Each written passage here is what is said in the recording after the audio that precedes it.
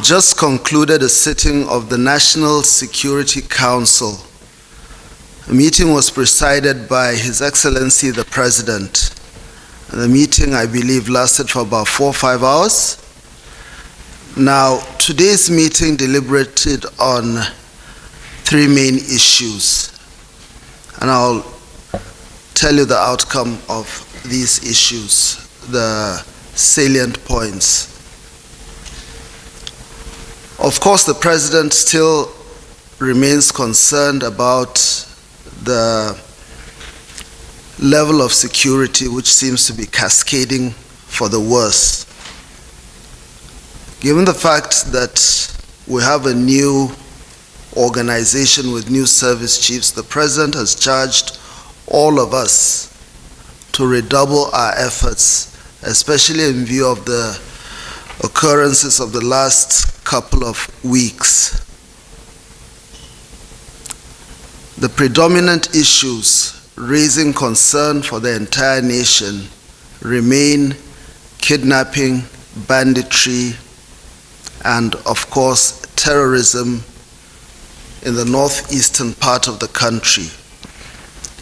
Apart from that, we've also had issues with farmers and herders, which have also resulted in some unpleasant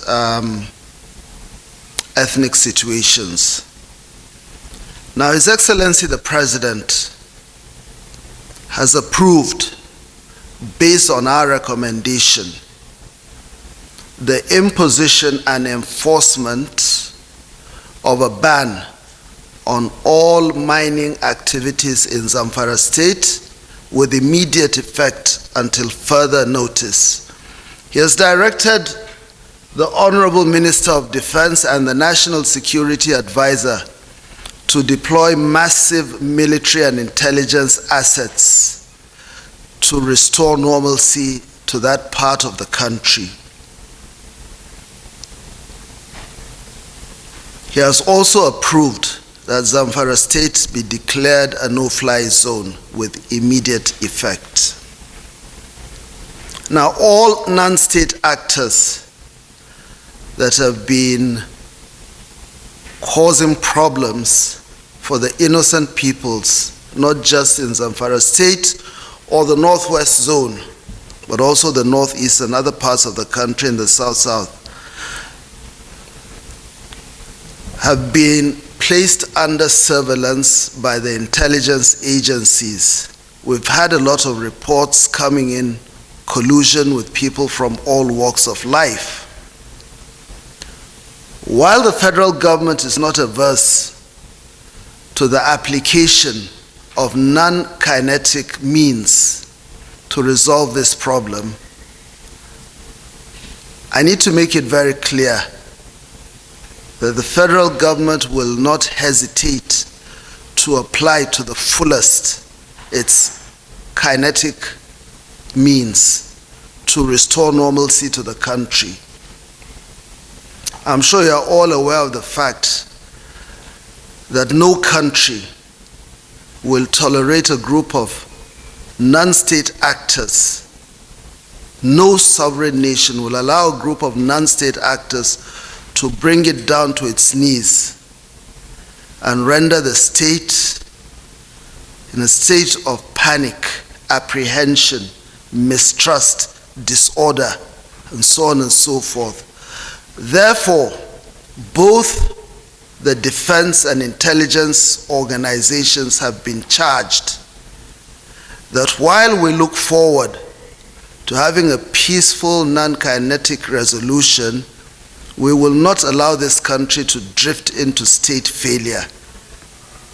And with effect from today, the new service chiefs have been given directives by the Minister of Defense, conveyed by the President to the Minister of Defense, to reclaim all areas that have been dominated by bandits, by kidnappers, and other scoundrels and scallywags. In doing so, I have also asked all the intelligence agencies to collapse all their efforts onto one platform so that with the convergence of effort, we would be able to give the required intelligence to the operational elements of government. Now, I need to stress also that there are individuals in this country who have assumed a status that is beyond what they should be.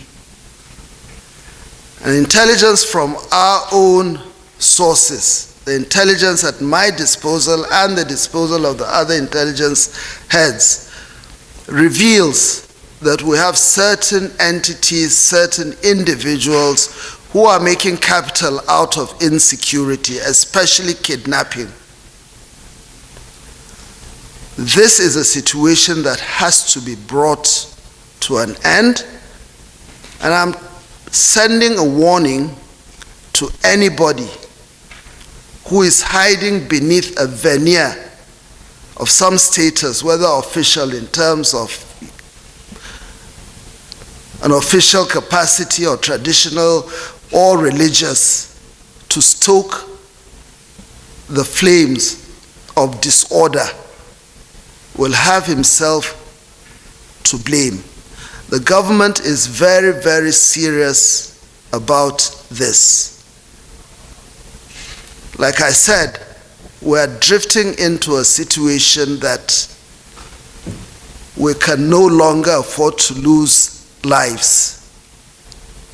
We are not going to be blackmailed. We're going to use whatever is at our disposal while operating within the confines of legitimacy, within the confines of legality. But the government has a responsibility to assert its will, using the instruments at its disposal to keep the state moving, alive, happy, in prosperity. This will not be compromised. Other issues deliberated upon include issues of freedom of citizens to reside wherever they wish to reside. This is stipulated in the Constitution of the Federal Republic of Nigeria. While at the same time, the government endorses that anybody who is a criminal who acts on his own outside the law should be brought to book wherever he is. But the issue here is that when we continue to pit ourselves against each other, then this problem will only continue to be magnified. And therefore, Mr. President has charged each and every one to be mindful of this situation. Because once we start to profile ourselves along ethnic or religious lines, then there will be no end to it. We've seen what has happened in so many countries around the globe, and we do not want Nigeria to fall into that type of situation. I think we've had enough of violence, enough of chaos, enough of anarchy. But I want to stress once more that any individual or group that thinks it can take it upon itself to cause disunity, disharmony, and to render this country, push the country to the brink, should have a rethink. Any individual who thinks he has any support and who thinks he can undermine this government, anybody, any human being, as long as he's a citizen of this country, any one person who thinks he's the cat's whiskers or he can be Rocky on the perch and lead us into a situation of unhappiness will have himself to blame at the end of the day. Already the president has given directives to the military and the intelligence organizations to trail and flush out all the people that have been on our watch list. And I can assure you there's quite a handful of people on our watch list. They will be trailed, they will be rooted out, and they will be brought to book, they will be prosecuted, and they will be made an example of.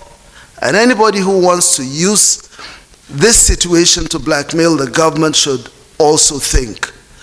The president finally has asked us to put our heads together to try as much as possible to work on a whole of government basis in conjunction with a whole of society basis to achieve a whole of nation result. And when I say whole of government, I'm not saying whole of executive. I'm saying a whole of executive, legislature, and judiciary. That is what the partnership is, and this partnership will work with people outside the federal establishment. That is working with the state governments, working with traditional and religious organizations and local community leaders, while at the same time trying to enhance community policing. I thank you very much.